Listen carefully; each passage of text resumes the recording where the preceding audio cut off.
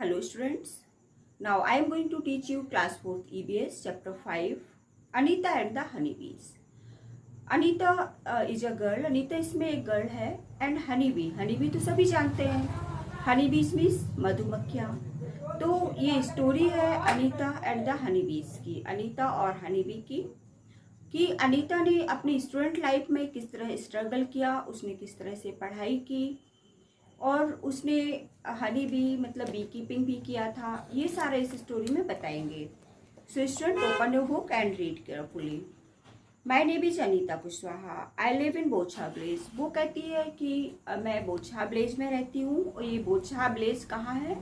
Muzaffarpur district in Bihar. I stay with my parents and 2 younger brother. वो अपने parents और younger brother के साथ रहती है. I study in college. Beside studying, वो अभी कॉलेज में स्टडी कर रही है, लेकिन स्टडी के time I teach young children. वो यंग चिल्ड्रन को भी पढ़ाती है, मीन्स अपने से छोटे स्टूडेंट को पढ़ाती है. आई ऑल्सो कीप हनी बीज. और वो हनी बीज भी कीप करती है. मीन्स हनी बीज का हनी बीज कीप करना मीन्स हुआ कि हनी बीज का एक कोर्स होता है जिसको करने से हनी बी जिस तरह से हनी बनाती हैं वो हम लोग घर पे भी कर सकते हैं. अभी हम आगे बताएंगे किस तरह से करना है. All this has not been easy for me. ये सब मेरे लिए ईजी नहीं था. व्हेन आई वाज यंग, जब वो यंग थी, I used to spend all my time with my goats as they graze for food. वो कहती है कि जब मैं यंग थी तो मैं अपना सारा टाइम बकरियों को चराने में खर्च कर देती थी. वो पढ़ना चाहती थी लेकिन उसके पेरेंट्स उसको पढ़ने नहीं देना चाहते थे, क्योंकि ये बहुत पुरानी स्टोरी है. उस समय गर्ल्स को पढ़ने नहीं दिया जाता था. उस समय की स्टोरी है ये. तो now turn your page, page number 39. I dream a school. उसका ड्रीम मीन्स क्या होता है? सपना. तो उसका सपना था स्कूल जाना, पढ़ना. वो कहती है one day I peeped into the school in our village. वो कहती है कि एक दिन वो उसने अपने विलेज में स्कूल में झांका. And I could not stay away. वो वहाँ बहुत देर तक नहीं खड़ी रह सकी. I silently went and sat down behind the children. और वो धीरे से गई और बच्चों के बीच में बैठ गई. I felt so happy. उसको बहुत अच्छा लगा. I went home and picked up courage to talk to my parents about going to school. और फिर जब वो वापस घर गई तो उसने मतलब अपने आप में साहस बांधा कि वो अपने पेरेंट्स से बात कर सके. किस लिए? बच्चों की वो स्कूल जा सके. उसने अपने पढ़ने के लिए अपने पेरेंट्स को मनाना चाहा. But they told me clearly that I could not do सो. लेकिन उनके पेरेंट्स ने उनसे कह दिया कि हम ऐसा नहीं कर सकते. That day I cried and cried. वो कहती कि उस दिन मैं बहुत रोई, बहुत रोई. One of the teachers in my village explained to my parents why it is important to study. उनके विलेज के एक टीचर ने उनके घर आकर उनके पेरेंट्स को समझाया कि किस तरह से स्टडी इम्पोर्टेंट है. The teacher told them. Teacher ने उनसे कहा, उनके पेरेंट्स से कहा कि would not have to pay anything. Means उनको बिल्कुल भी पे नहीं करना पड़ेगा. पे मीन्स जो फीस पे करते हैं ना आप लोग, तो उस समय ऐसा रूल था, अभी भी रूल है. जो पुअर फैमिली से होते हैं उन चिल्ड्रन को ऐसा रूल है कि 8th तक की उनकी स्टडी फ्री होती है, फ्री एजुकेशन होता है. अभी भी अपने स्कूल में भी कुछ स्टूडेंट ऐसे होते हैं जो फ्री एजुकेशन लाइन में पढ़ते हैं. तो उनको उनके टीचर्स ने उनके पेरेंट्स को समझाया कि आपको बिल्कुल भी पे नहीं करना पड़ेगा, फ्री एजुकेशन होगा और गर्ल्स के लिए स्टडी बहुत ही इम्पोर्टेंट है. और उन्होंने ये भी बताया कि ये प्रत्येक बच्चे का अधिकार है. राइट मीन्स अधिकार, पढ़ना. Somehow my parents agree. किसी तरह से उनके पेरेंट्स एग्री हो गए. I started going to school. और उन्होंने स्कूल जाना स्टार्ट कर दिया. I did not get high marks. वो बताती है कि मैंने बहुत ज़्यादा मार्क्स तो प्राप्त नहीं किए, but I always asked many questions. लेकिन वो कहती है कि मैं अपने टीचर्स से बहुत सारे क्वेश्चंस पूछती रहती थी. नाउ नीचे एक क्वेश्चन है, एक टेबल बनी हुई है, इसको आपको फिल करना है. Find out how much money do you spend in 1 year for various school related things. 1 year में इसमें जो स्कूल रिलेटेड थिंग्स बनी हुई है वो आपने कितना मनी स्पेंड किया, वो आपको इसमें मनी राइट करना है. जैसे फी, तो आपकी 1 ईयर की फ़ी कितनी हुई वो इसमें राइट कर देना। Travel to school and back, travel means जाना, स्कूल आना जाना। जैसे आप बाइक से जाते हो तो उसका पेट्रोल, या फिर ऑटो से जाते हो, रिक्शा से जाते हो, जिससे भी आप जाते हो जितना मनी स्पेंड होता है वो इसमें राइट करना है।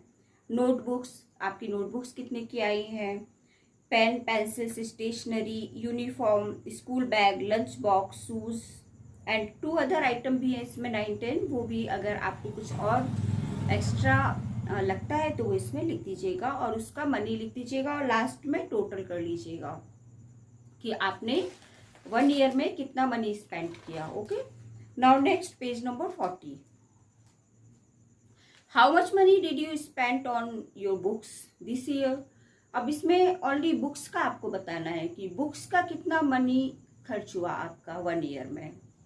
What kind of a school uniform would you like to wear, आप किस तरह की स्कूल यूनिफॉर्म पहनना चाहते हो। लाइक मीन्स जो लगती है वो नहीं, आप पहनना चाहते हो।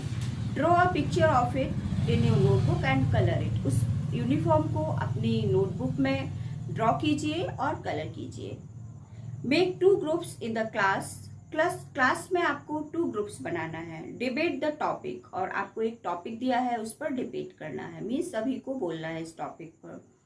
We should have uniform in school, कि हमें स्कूल में यूनिफॉर्म पहनना चाहिए। ठीक है, आपने देखा होगा स्कूल में सभी स्टूडेंट सभी स्कूलों में यूनिफॉर्म पहनते हैं, तो ऐसा क्या है कि हम यूनिफॉर्म पहनते हैं बताइए। यूनिफॉर्म पहनने से यूनिटी आती है, मीन्स हम सभी स्टूडेंट एक जैसे लगते हैं। कि जैसे अगर आप लोग यूनिफॉर्म पहन के नहीं आओगे स्कूल तो कुछ स्टूडेंट अपना जो घर के जो ड्रेस पहनते हैं वो कुछ बहुत कॉस्टली पहन के आ जाएंगे, कुछ जिनके पास जो होगा वो पहन के आ जाएंगे, तो ये इसमें यूनिटी नहीं दिखेगी आप लोगों की। इसीलिए यूनिफॉर्म चलाते हैं कि सारी स्टूडेंट एक जैसे दिखें, uniform, unity. Okay, now next topic, staying in school. Time passed and soon I completed class 5th। Time निकल गया और वो उसने 5th क्लास पास कर ली। I knew that we would need to spend more in class 6, और अब उसने सोचा कि अब मुझे क्लास 6 में आगे पढ़ना चाहिए। My parents said that it was time for me to leave school, लेकिन उनके पेरेंट्स ने कहा कि ये टाइम है आपको स्कूल छोड़ने का। But I wanted to study more, लेकिन वो स्टडी करना चाहती थी। I found a way to do this, लेकिन उसने इसके लिए भी एक रास्ता निकाला। I started to teach younger children from the money that I got, और उसने अपने से यंगर चिल्ड्रन को, अपने से छोटे चिल्ड्रन को पढ़ाना स्टार्ट कर दिया, ट्यूशन देना स्टार्ट कर दिया। I was able to continue my own study, और जिससे उसकी स्टडी कंटिन्यू रहे। नाउ नेक्स्ट टॉपिक है one sweet memory. Sweet memory जानते हैं आप, मीन्स जब कभी ऐसा होता है कि आपको वो दिन बहुत अच्छा लगता है तो वो होती है स्वीट मेमोरी। आप सभी लोगों के साथ ऐसा हुआ होगा कि कोई ना कोई दिन आपको बहुत अच्छा लगा होगा। वैसे ही अनीता भी अपनी एक स्वीट मेमोरी बताने जा रही हैं, वो क्या है। I remember some older boys in my village also use to teach young children. वो बताती हैं कि हमारे विलेज के कुछ यंग चिल्ड्रन थे, ओल्डर बॉयज थे, उन्होंने भी ट्यूशन पढ़ाना स्टार्ट कर दिया। They did not like it when I started teaching. वो ये नहीं चाहते थे कि मैं टीचिंग स्टार्ट करूं। वो बॉयज अनीता को नहीं पढ़ाने देना चाह रहे थे। They started to scold and scare the children, और उन्होंने बच्चों को, जो ट्यूशन वाले बच्चे उनके आते थे, उनको डराना धमकाना स्टार्ट किया। So that they would not come to me, इसलिए वो उन बच्चों ने अनीता के यहाँ आना बंद कर दिया। For some time all the children except two stop coming to me. केवल 2 बच्चों को छोड़ के बाकी बच्चों ने उनके यहाँ आना बंद कर दिया। But soon they all come back because I used to teach them with love and care. लेकिन वो बताती हैं कि कुछ दिन बाद ही सारे बच्चों ने उनके यहाँ फिर से आना स्टार्ट कर दिया। क्यों? क्योंकि वो बच्चों को बहुत लव से और केयर करती थी, केयर के साथ पढ़ाती थी। नेक्स्ट क्वेश्चन है, do you know someone who wanted to study but could not do so आप क्या किसी ऐसे चिल्ड्रन को जानते हो जो स्टडी करना चाहता है लेकिन नहीं कर पा रहा है? Talk about them in the class. तो उसके बारे में आप क्लास में डिस्कस कीजिए, बताइए। आप लोगों के कॉलोनी में या कहीं विलेज में कोई ऐसा होगा, कोई ना कोई स्टूडेंट होगा जो आगे पढ़ना चाहता हो लेकिन वो पढ़ नहीं पा रहा हो। कोई रीजन होता है जिस कारण वो नहीं पढ़ पाता है। Now next page, page number 41। Every child has a right to free education up to class 8। अभी हमने आपको बताया था कि प्रत्येक बच्चे का एक अधिकार है कि वो क्लास 8 तक फ्री एजुकेशन पढ़े। Do you think that all children are able to study up to class 8? Discuss. लेकिन क्या ये हो सकता है कि सभी बच्चे क्लास 8 तक पढ़ पाते हैं? इसको भी आपको क्लास में डिस्कस करना है। ऐसा नहीं हो पाता है। कुछ बच्चों के पेरेंट्स उनको नहीं पढ़ने देते हैं, कुछ बच्चों के पेरेंट्स उनको, जो फार्मर हैं, खेती करते हैं, उनको अपनी हेल्प के लिए ले जाते हैं, तो उनकी स्टडी छूट जाती है बीच में ही। ठीक है, लेकिन ऐसा नहीं करना चाहिए, सभी स्टूडेंट को आगे पढ़ना चाहिए। Slowly I started talking to other parents in the village about sending their daughters to school. अब उन्होंने धीरे धीरे अपने विलेज में सभी के यहाँ जाके उनके पेरेंट्स को बोलना स्टार्ट किया कि वो अपनी डॉटर्स को, अपनी बेटी को स्कूल में पढ़ाएं, स्कूल में भेजें। My parents also started helping me in my work. वो कहती है कि मेरे पेरेंट्स भी मेरे वर्क में हेल्प करते थे। My mother use to do all the house work so that I could get more time to study. वो कहती है कि मेरी मदर हाउस का, घर का पूरा काम कर लेती थी, इसलिए मुझे स्टडी के लिए ज़्यादा टाइम मिल जाता था। From school to bee keeping. अब स्कूल टाइमिंग से ही उन्होंने बी कीपिंग स्टार्ट किया। जैसा हमने आपको बताया था, बी कीपिंग मीन्स इससे उनको हनी मिलती है, शहद जिसको आप जानते हैं। देयर आर मैनी लीची ट्रीज इन अवर एरिया। वो बताते हैं कि हमारे एरिया में बहुत सारे लीची ट्रीज हैं। Honey bees are attracted to the लीची फ्लावर्स। और हनी बीज हैं वो लीची फ्लावर पर ज़्यादा अट्रैक्ट होती हैं। Many people do bee keeping and collect honey. बहुत सारे पीपल बी कीपिंग करते हैं और हनी कलेक्ट करते हैं। I thought that I could also do this. उन्होंने सोचा कि मैं भी ये करूँ। I joined a course run by the government to learn about this. और उन्होंने ये जो कोर्स होता है बी कीपिंग का, इसमें उनको पढ़ाया जाता है, बताया जाता है किस तरह से बी कीपिंग करना है। ये गवर्नमेंट के द्वारा चलाया गया था उस समय कोर्स, तो ये उन्होंने ज्वाइन किया और कंप्लीट किया। I was the only girl in this course. वो कहती है कि इस कोर्स में केवल मैं ही एक गर्ल थी जिसने ये कोर्स किया था। During my training I found that honeybees lay their eggs from October to December.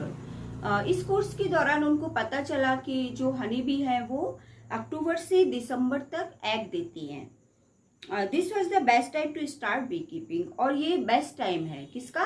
B keeping start करने का। Have you seen any insect near flower? अब आपको एक क्वेश्चन बताना है कि क्या आपने इंसेक्ट को देखा है फ्लावर के पास?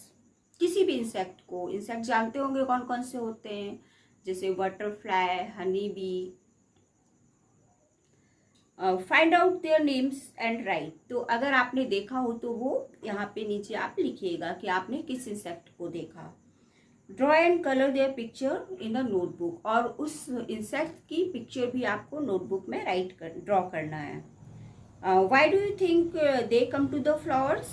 Find out. क्या आपको पता है कि वो इंसेक्ट जो फ्लावर्स पर आया है वो क्यों आया है, क्या करता है वो फ्लावर्स के पास आके? When honey bees fly, अच्छा इसका आंसर मैं बताती हूँ। वो क्या करता है बताइए? हनी बी के फ्लावर के पास आके क्या करता है वो इंसेक्ट?